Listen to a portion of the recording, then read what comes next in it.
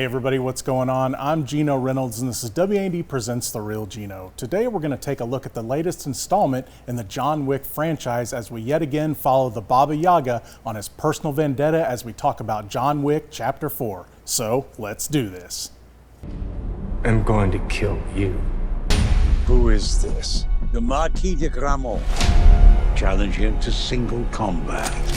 Win or lose, it's a way out.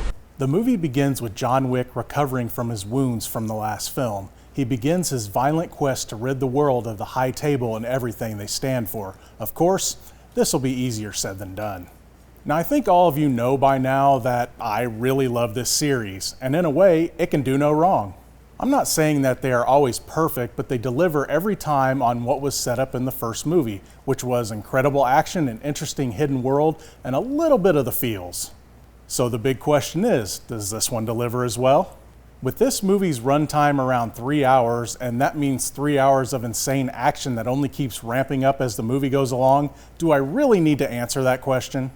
Let's talk about that action first. Just when you think these movies can't get any more insane with all of the different kinds of fights, chases, etc., this movie says, do you know who you are underestimating? I could talk about a lot of what happens in this movie action-wise, but we'd be here all day. Let's just say that you will not be disappointed. The third act alone, which involves a citywide chase and a huge flight of stairs, has more action than most movies put forward.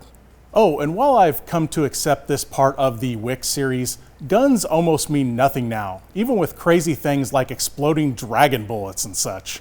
This chapter also gives us a lot of new characters. The cool thing is, I feel that these characters are going to be sticking around for a while. While it would be difficult to talk about everybody, here are a few of the notables. Oh, and that thing I said about sticking around, yeah, that might not apply to all of them. This is a John Wick movie after all. First up is Mia, who's the daughter of one of Wick's oldest friends. Next is Tracker, or Mr. Nobody as he calls himself, who is hunting Wick, but only for the right price. Two things about him. First, he is the newest dog guy, so instant favorite for me. And second, with him being called Mr. Nobody, it got me thinking about a possible crossover movie that should happen. I mean, come on, I want my Kolstad, Leach, Stalsky movie universe. Of course, I'm still waiting for that other John Wick crossover to happen. Look, you hear me, movie gods? I want it all. Sorry, little unprofessional. Back to the characters. Next up is the newest big bad, the Marquis. He talks a big game and is very ambitious, but deep down you can tell right away who he is on the inside. The Harbinger is kind of the voice for the high table and is also a stark reminder that even if they let you out, you're never really out. Then there is Chidi. I know he doesn't look like much until he turns into Kung Fu Kingpin on everybody. Lastly is Kane, who is my favorite of the new characters. His character is tasked with bringing down John Wick, and by tasked, I mean forced.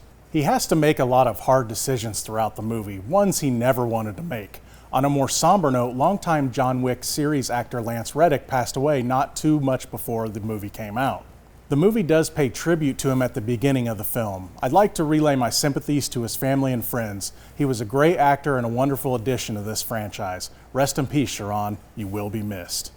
In case you haven't been listening to me dump a ton of praise on this movie, of course I recommend this one. If I said too much more, I'd be heading into big-time spoiler territory, and I don't want to do that. I will say this, I still feel that there is a lot more story to tell and more questions to be answered in this series. I look forward to what comes next. I have my ideas, but again, spoilers. Also, for the first time in the series, there is an after-credit scene. I feel that this scene is the moment where the next movie will start. If you want to see John Wick Chapter 4, you can see it in theaters right now. Make sure to follow me at WANDTV.com as well as subscribe to my YouTube channel, The Real Geno. You can also follow me on Facebook, Instagram, and Twitter, also at The Real Geno. That's going to be it for this edition of WAND Presents The Real Geno. As always, I am your host, The Real Geno, Geno Reynolds. Until next time. People keep asking me if I'm back, and I really haven't had an answer. But yeah, I'm thinking I'm back.